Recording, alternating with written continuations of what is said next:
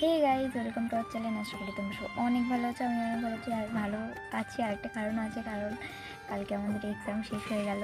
সরস্বতী পূজার আগে এক্সাম শেষ হয়েছে, তার জন্য আরও বেশি ভালো আছি। তো তোমরা কেমন আছো আমাকে কমেন্ট করে জানাবে।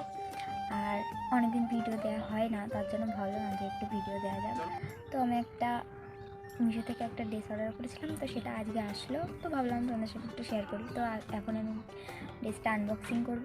তো দেখো তোমাদের কেমন লাগবে, কেমন লেগেছে সব আমাকে জানাবে কমেন্টে। এই প্রথমবার তোমাদের সঙ্গে আমি পার্সেল আনবক্সিং করা ভিডিও দিচ্ছি, তো বলো কেমন হয়েছে ভিডিওটা।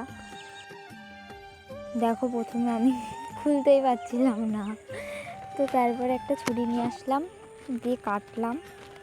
তখন আমি বের করছি, আমি তো খুব এক্সাইটিং কী হবে। আর আমার প্রচণ্ড পরিমাণে ভয় লাগছিল, কারণ আমি যখনই ক্রপ টপ অর্ডার দিই না কেন আমাকে রিটার্ন করতে হয়। মানে কেন কে জানে আমাকে রিটার্ন করতে হবে। তো দেখা যাক এটা আমার রিটার্ন করতে হয় কি। মনে হচ্ছে এবার আর রিটার্ন করতে হবে না, কপালটা ভালো। যাই হোক, এবারটা রিটার্ন করতে হবে না। আর আমার না এই কালারটা খুবই ভালো লাগে, এই কেন কে জানে এই কালারটা আমার ভীষণ প্রিয়।